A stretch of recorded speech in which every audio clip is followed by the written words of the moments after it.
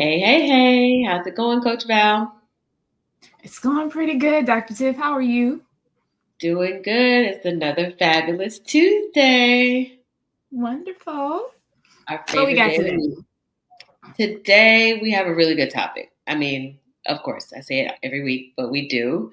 There was an article from the Wall Street Journal titled, "What Happens When a Whole Generation Never Grows Up?" And I read it and I was like, oh, this is good. So we both kind of looked through it and got some different takeaways than the article was kind of focused on. But we'll link the article in the description box and in the chat for those watching us live. But the article really focused on like the economic impact, economic factors that kind of are preventing kids from launching. I say kids, but young adults, like leaving home, going off on their own, getting a house, starting their career, starting a family if they choose. And how we have some 30 somethings that are consciously choosing a less traditional path. And seeing those goals of like home ownership, starting a family, partnerships with people, seeing those types of goals as being out of reach. And the article quoted one of the people that they interviewed for who's single, 38 years old, lives with three roommates in New York. And he said, it feels like the instructions for how to live a good life don't apply anymore and nobody has updated them. And so there's a mix of social and economic factors. The article says is holding back an entire generation. So what was once considered a lag in kind of like leaving, launching, going to that next phase of adulthood is starting to look like more of a permanent state of arrested development, is how the article described it. What are your thoughts on it? I mean, when you use phrases like arrested development, like I don't I that's heavy wording. And because that means like you hear arrested, you're like, oh, bound up, like you're about to be sent off, you don't have any freedoms and nothing will progress, nothing will grow anymore. And they use this with development. And so, you know, from the parent perspective, when I hear that in reference to a kid, I think about my own children and I'm like, no, I want them to always be growing and developing and progressing as they get older, as they go throughout life. And I don't want that to ever stop. And so it's a little scary because sometimes I feel like if there's arrested development in, launching, then is there arrested development in mindset? And the way that they Mm. think about the world and the way that they respond to the things that are happening to them. As an educator, I already see it because I'm at the upper end, the middle and high school, and I find myself constantly saying these kids are doing things just like elementary school and not even upper elementary school, but like younger. Like I'm able to make comparisons between how they think and how they act and how they respond to younger kids. And it does not sit well with me. It's not okay with me at all. Yeah, yeah, for sure. The article talked about the conventional explanation for what's freezing young adults in place are they can't afford to grow up given inflation, ballooning house costs, how much it costs to have a family and start a family, all of those things. And as I was reading the article, I understood where they were coming from on the economic side, but I felt like there were some areas that they didn't really dive into in the article. And I thought about social factors and psychological aspects of what could be holding young adults back from taking that next step into adulthood. And what I mean by social factors are factors like student debt, high debt, unstable employment, changing societal norms regarding family structures, and how that could be contributing to delayed adulthood. And, kids who went to college, it's not cheap. If you didn't get a scholarship, you didn't get grants, you got loans. And so paying back those student loans takes a huge chunk out of income that you're making. And so then if you're paying student debt and you're working a job that's not really offsetting the debt that you have to pay back, and it costs a lot to live on your own, I think I might stay at home too if I was in that position and live at home with my parents for free, um, because that just makes life seem a bit more secure. What do you think? I mean, I definitely can see it. What clouds me is the parents I had a very strong rule and were very vocal about it, is you're not staying here. And it's Mm-hmm. the whole concept of the mother bird is kicking the little birds out of the nest so they can fly. And so my brain can't, it's hard for me to process what that would even be like or to think about it. Logically, yes, if I can stay at home and not have to worry about every part of my life by myself, that seems like a pretty good option to me. However, does that quote unquote handicap you in some sort of way, because you don't get to experience that level of responsibility, you know? Yeah. And I think too, this kind of ties into our two-part series on letting kids fail too, because like your parents said, you can't stay here. You gotta go figure it out. Save up, go get two jobs, whatever you need to do to make it work. That's what you need to do. And so then you develop some grit, you develop some perseverance, you develop some priorities. What am I gonna go hang out with my friends, or am I gonna go pick up this extra shift at my job because I know I got X, Y, and Z bills coming up? So I feel like it can connect to that part, but I also thought about the impact of social media on young adults. This generation that grew up with social media, you are almost programmed to feel like everybody's life is much more organized, put together, advanced, on track, whatever.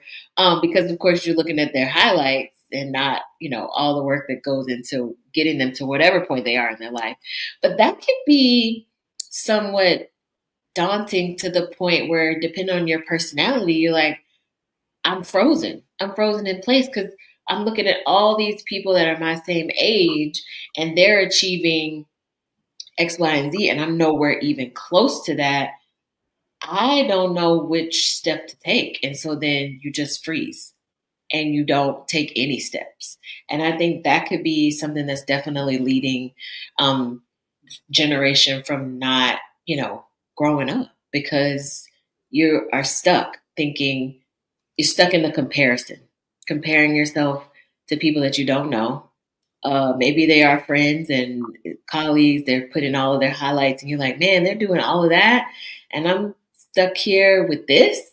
And so then it can make you feel like just giving up and just, saying, okay, well, if my parents are going to allow me to stay home and cook for me, and I don't have to pay for food, I don't have to pay utilities, they're going to take me where I need to go, then it seems like a pretty sweet deal. It does. It does. And in that situation, if you are making your own money on top, like full-time, decent job with your own money, then like, why not? It's almost like it's beyond sweet. The cherry on top is my money can go to a lot of the wants that I feel like I need, which actually, if I was living by myself, I'd have to make some tough decisions. Hmm.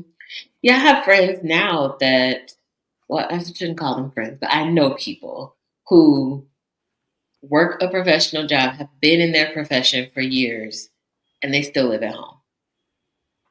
Now, do we look down on that? Do we say why? Do we question it? They work a full time job, they make decent money, and they still choose to live at home. I've never asked them why. I feel like that's intrusive. I don't know them well enough to question their choices, but it does make me think like, okay, why wouldn't you want to have your own space, your privacy? give your parents back the space at their house. So I don't know if it's a combination of the parents saying, you know what, stay here. It's too expensive out there. Stay here. It's fine. You can just be in your own room. You know, come and go as you want. Or is it the young adult saying, no, it's too expensive out there.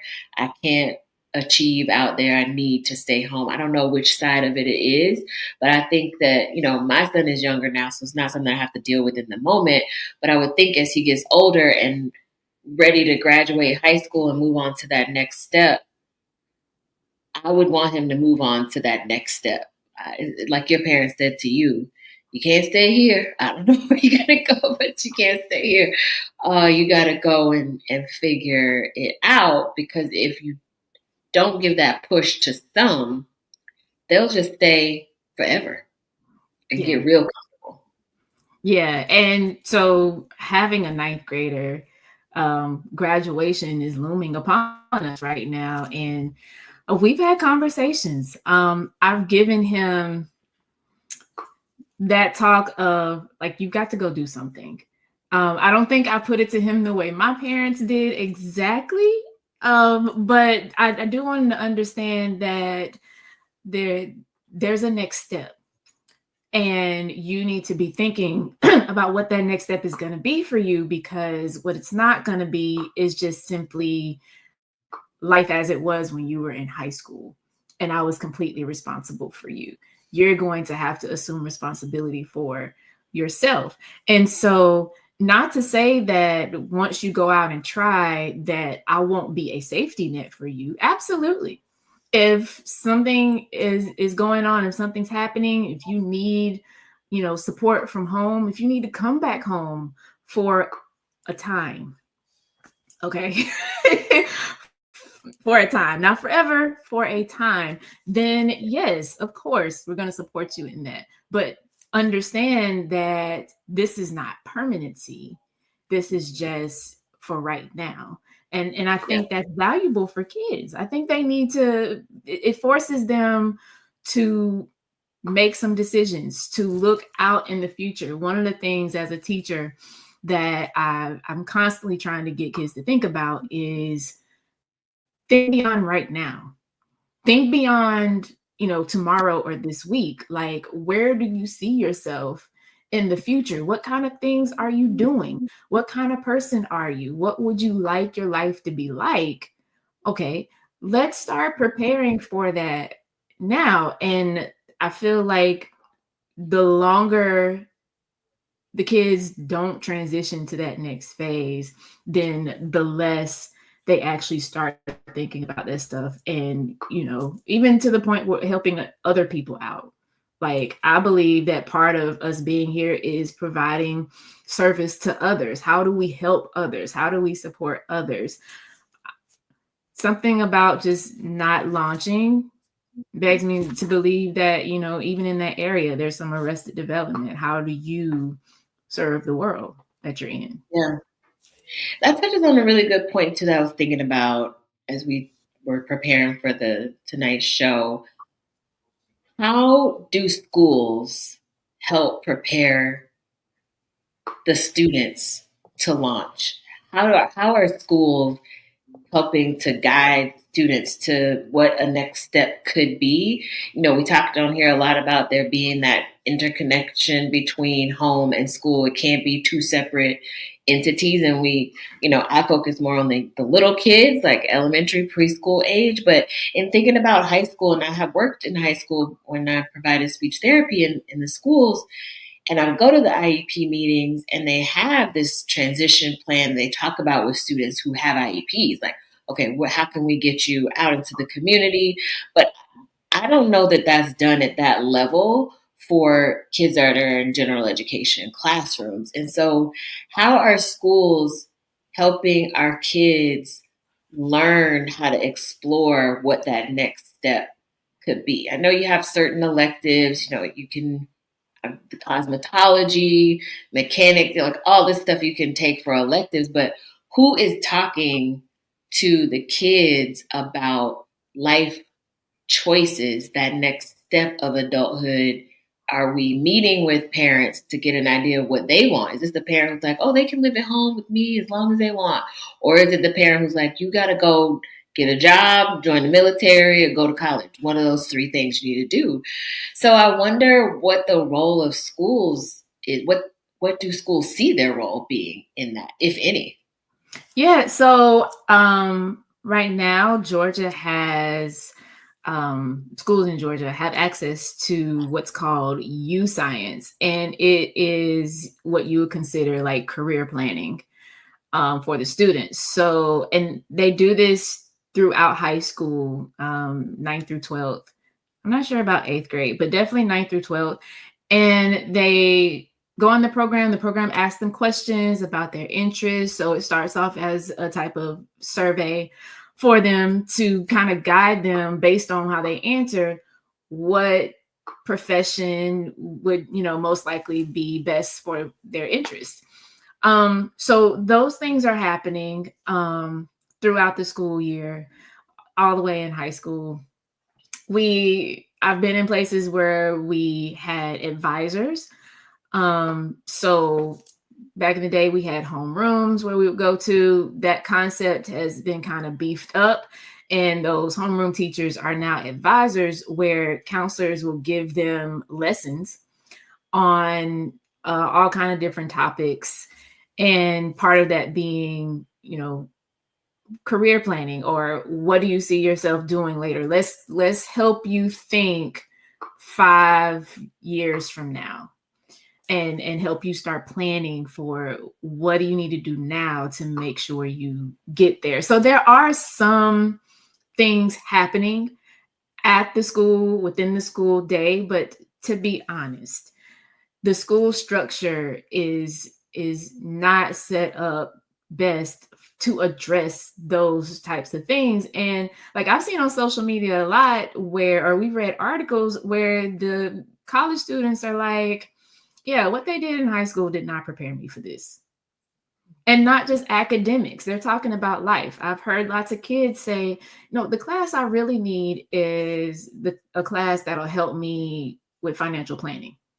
Like that should be a required course, part of the credits that I have to earn in order to graduate. So it's not like all kids are just oblivious to needing these things, but you're right. Like, how are we providing those resources for them?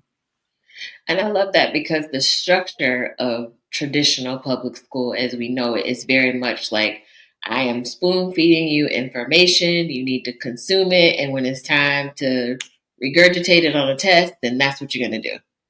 And so I feel like if your kid is in that traditional style of school from kindergarten all the way up through 12th grade, and now we are in 12th grade, and now we're saying, okay, now it's time for you to think for yourself. Now it's time for you to choose your own path, go out and do great things.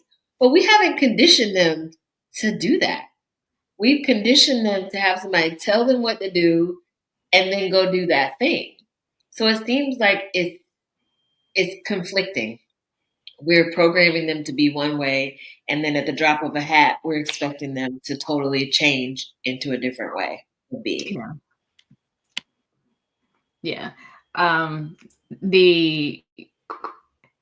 There used to be, 2 tracks in school. You had the academic track, so-called, and then the technical track.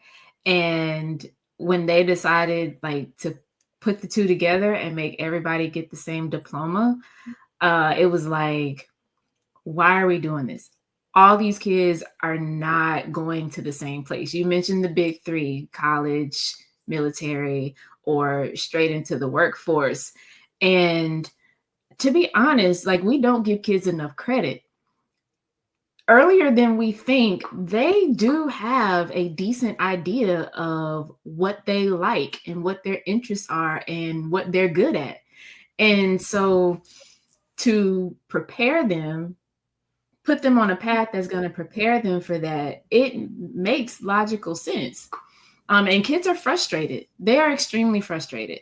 I was frustrated as a math teacher trying to convince them that adding polynomials is something that they need to know how to do. And finally, I quit. Like I stopped. It didn't take long. Like this was probably year 2 of teaching. And I was like, listen, let's go ahead and have this conversation. All of this math is not relevant to your life. Probably 90% of it, to be quite honest. Okay. I agree with you. Now, don't ask me, why are we learning this? We all know, number one, it's because this is what the state of Georgia says you need to know to graduate. Okay. Number 2, to be honest, learning math skills does help you learn how to problem solve if it's done the right way. So that is the premises we're going to go off of. We're required to do this by the state, and learning math is like weightlifting for your brain. So that's what we're gonna do. Let it go. But yeah. Yeah, I think it's just so interesting. And if you're, in administration in the school and you're watching or listening, maybe just ask yourself, how are we preparing kids to grow up? What is our role in that? Yes, you can say, well, that's up to the parents. The parents should be the ones talking to them about this at home. But let's think about this. The school day typically is 6.5 hours. So the kids are more at school than they are at home because you got to factor in sleep time at home. Yes, it's weekends and holidays and then you have summer break, but they are primed for receiving that type of information in school. So what are schools doing to provide them with just planting the seed to think about that, even in ninth grade? Think about where you want to be in life. How are you going to get there? I know that goal planning, setting those objectives for yourself and marking those milestones until you get there is something that isn't explicitly taught in schools. And I do think it is a life skill that is very important, because if you don't learn how to set that big goal and then backtrack to see what all the little steps are beyond just how many credits do I need to have to pass the ninth grade, we're going beyond that. We're thinking bigger than that, or we should be. If they don't learn that life skill early on, it's really challenging for a 17, 18-year-old to now be tasked with, okay, you said you want to go to college. The counselor at school is going to help you fill out the application, and then you get your acceptance letter, and then what? Have we taught them how to take the necessary steps to now take the next step? Or you graduated and now you say you want to work in this industry, you go fill out the application, even preparing for the interview. How are we getting kids ready? So I feel like that could be a huge contributing factor to this generation that's never growing up. We aren't conditioning them to be on that self-driven, self-motivated, self-guided path that will take them on to that next phase of adulthood once they're finished with public school.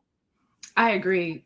For the most part, it's not happening. So I think about our high achieving students in this situation, right? And not that the others are not important, but just for example's sake. And so when I've taught those students or interacted with those students and I pose some of these things, after high school, going off to college, what is that going to be like? Some of these students have so much anxiety around not being at home, their parents not like making their schedule for them and telling them when they have to be here and what they have to do. Let's say the trying to get into college process. Like there are parents who are doing this process for their kids, and once the kid actually gets into college and now they're there, the parents are not. Some kids go through mental breakdowns. Setting your kid up in that way is causing them to psych out, to put it in the kids' terms. And that's another part of the arrested development as well. And there are some kids who who like follow along. I mean, some parents who follow along with their kids into college. Like, so they're still doing the same sort of things. Prolonged adolescence is another phrasing that the article used. Once that stops, well, either you're going to continue that throughout the rest of their life. And what is that going to do when your kid decides to make their own family? And, now you're bringing a spouse and other kids into the situation. Like, but if they don't decide to do that, parent, are you willing to do this with your kid for the rest of your life? Because that's what you're setting up. Mm-hmm. Yeah, for sure. And, kind of switching gears a little bit when we talk about some of the anxieties that go along with, this generation never growing up. I think back to, the first school shooting that I heard about. I was in college when that happened. And to think back to being in high school and having to deal with that being a possibility, that would rock my sense of security and safety to the core. I don't think I would be able to go back to school knowing how much I can create stories in my head all the time.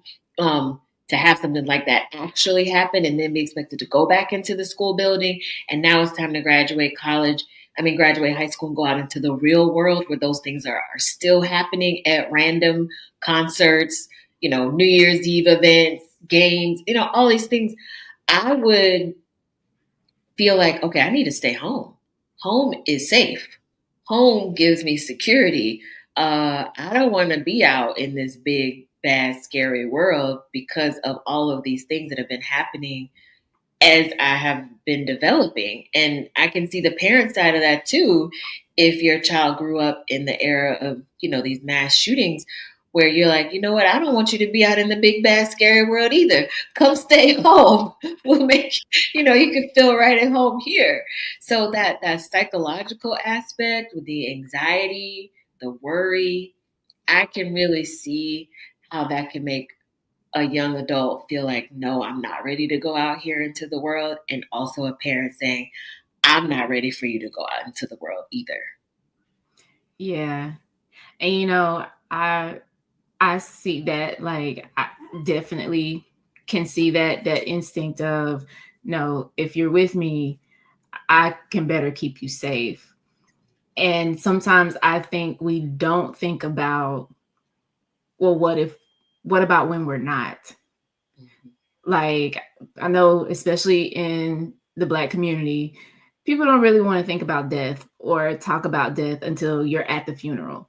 Right. But in this situation with our adolescents, prolonged adolescence, like the longer they stay and the longer you prolong them learning how to assume responsibility for themselves, them learning how to make plans for what they need and follow through with those plans, the longer you hold off for them learning just how to be responsible for themselves completely.